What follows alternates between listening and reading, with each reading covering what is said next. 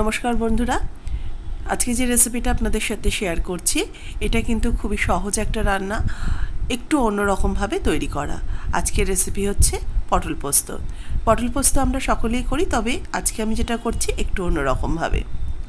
এখানে আমি দেখুন পটল কেটে নিয়েছি। পটলগুলোকে একটা পটলকে 4 ভাগ করে কেটে নিয়েছি, লম্বা করে 4 ফালি করে কেটেছি, আর খোসা সমেত কেটেছি। খোসাটাকে জাস্ট একটু চেঁচে ফেলে দিয়েছি। আর নিয়েছি আলুটাকে লম্বা লম্বা করে ফিঙ্গার চিপসের মতো করে কেটে নিয়েছি। এবার আমি কড়াইতে সর্ষের তেল দিয়ে দিলাম। তেলটা ভালো করে গরম করে নেব। গরমের মধ্যে একটু হালকা রান্নাই বেশি ভালো লাগে, হালকা রান্না খেতেও ভালো লাগে, আর যে রান্নাগুলো সহজে হয়ে যায়, খুব কম সময় লাগে, সেই সব রান্না করতেও ভালো লাগে। এবার প্রথমে আলুগুলোকে একটু ভেজে নেওয়ার জন্য আমি দিয়ে দিলাম কড়াইতে আলুটা।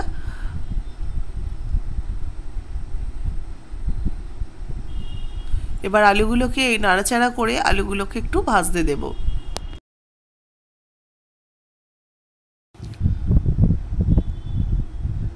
এবার এই আলুগুলোকে আমি হালকা করে ভেজে নেব, তবে ঢাকা চাপা দেব না, কারণ এই আলুগুলো বেশ নরম, আর যেহেতু সরু করে লম্বা করে কেটেছি, এগুলো তাড়াতাড়ি সেদ্ধ হয়ে যাবে।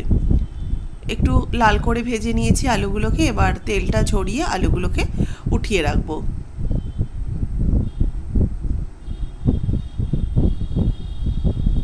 এবার ওই তেলের মধ্যেই সরু লম্বা করে কেটে নেওয়া পটলগুলোকে দিয়ে দিচ্ছি। পটলগুলোকে এবার একটু ভেজে নেব।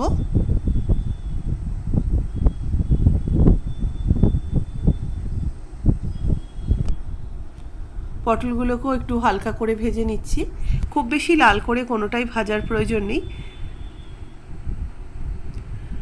একটু হালকা পটলের গায়ে ভাজার একটু ব্রাউন কালার এলেই আমি পটলগুলোকে তুলে রেখে দেব।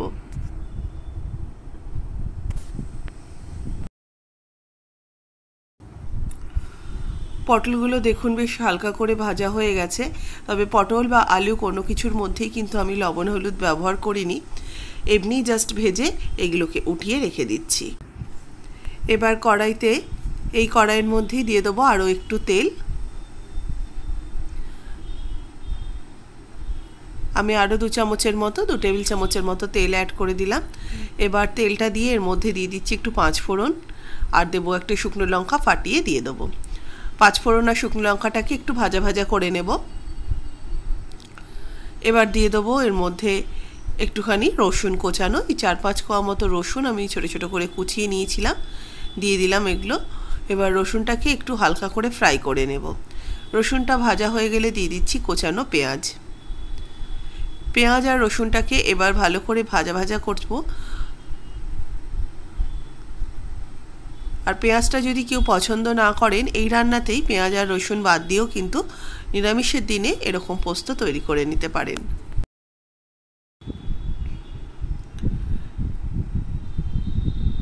দেখুন পেঁয়াজটাও বেশ ভালো করে ভাজা হয়ে গেছে। এবার এর মধ্যে দিয়ে দিচ্ছি টমেটো কোচানো। এখানে আমি 2টো ছোটো ছোটো সাইজের টমেটো দিয়ে দিলাম, স্লাইস করে কেটে। টমেটো আর পেঁয়াজটাকেও এবার নরম করে নেব। পেঁয়াজটা যেহেতু বেশ নরম হয়ে গেছে, টমেটোটাকে আরও একটু ভাজা ভাজা করলেই কিন্তু বেশ নরম হয়ে যাবে।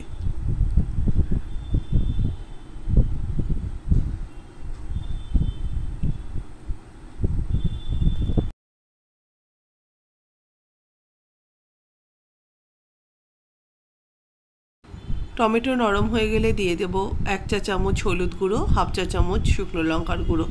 এটা কিন্তু কাশ্মীরি রেড চিলি পাউডার, এমনি ঝালের জন্য কোনো লঙ্কার গুঁড়ো ব্যবহার করিনি। এবার ভালো করে টমেটোর সাথে মিশিয়ে নিয়ে মশলাটাকে কিছুক্ষণ কষিয়ে নিয়ে দিয়ে দেবো ভেজে রাখা আলু আর পটল। আলু পটলগুলো দিয়ে মশলার সাথে আবারও কিছুক্ষণ মিশিয়ে নেব।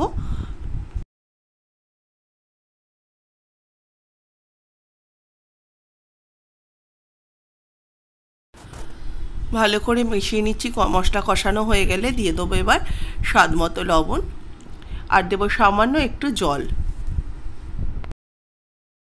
এবার ভালো করে আবারও কিছুক্ষণ নাড়াচাড়া করব, কারণ জল না দিলে কিন্তু সবজিটা ভালো করে কষানো যাচ্ছিল না, বেশি ড্রাই হয়ে গেছিলো, সেই কারণে অল্প একটু জল দিয়ে মশলার সাথে ভালো করে মিশিয়ে নিয়ে একটু ঢাকা চাপা দিয়ে রেখে দেবো মিনিট 5-এর জন্য, একদম লো ফ্লেমে।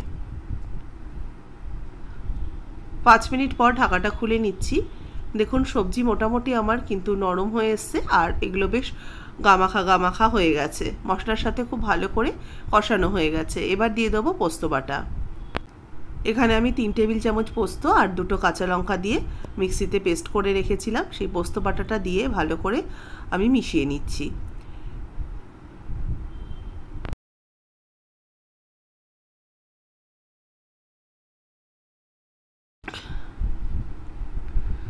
পোস্তটাকেও একটু নাড়াচাড়া করে কষিয়ে নেব আর একটু ভাজা ভাজা করে নেব।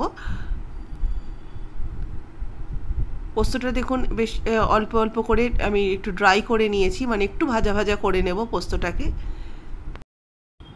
এবার পোস্তর জারটা ধুয়ে আমি অল্প একটু জল দিয়ে দিলাম। এবার ভালো করে মিশিয়ে নিয়ে, অল্প করে জল দিয়েছি, খুব বেশি কিন্তু ঝোল হবে না, একটু মাখা মাখা হবে। এবার এই জলটাকে ভালো করে মিশিয়ে নিচ্ছি আলু পটলের মধ্যে। এবার এর মধ্যে দিয়ে দেবো স্বাদ মতো চিনি। মিষ্টিটা দিয়ে ভালো করে মিশিয়ে নেবো। মিষ্টি যদি অপছন্দ হয় বা সমস্যা থাকে, মিষ্টিটাকে কিন্তু স্কিপ করতে পারেন। দেখুন এটা কিন্তু একটু গামাখা হয়ে গেছে, ঝোলটা আমি মোটামুটি অনেকটা টানিয়ে নিয়েছি। এবার এটা হয়ে এসছে। এবার নামানোর আগে দিয়ে দেবো 1 টিস্পুন ঘি।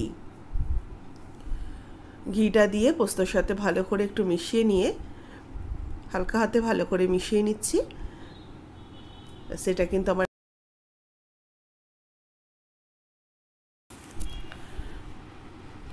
ভালো করে এগুলো মিশিয়ে নিয়েছি। এবার এটাকে নামিয়ে সার্ভ করে নেব। তৈরি হয়ে গেছে একদম অন্যরকম স্বাদের পটল পোস্ত। পটল পোস্ত আমরা একরকমভাবে খেয়ে থাকি, একটু অন্যরকম স্টাইলে করে দেখুন, খেতে কিন্তু ভীষণ ভালো লাগবে। যারা ফেসবুক থেকে দেখছেন অবশ্যই আমার পেজটাকে ফলো করে নেবেন, এবং যারা ইউটিউব থেকে দেখছেন রেসিপিটা ভালো লাগলে লাইক শেয়ার করবেন। যারা নতুন দেখছেন অবশ্যই করে আমার চ্যানেলটাকে সাবস্ক্রাইব করে পাশে থাকা বেল আইকনটা প্রেস করে দেবেন।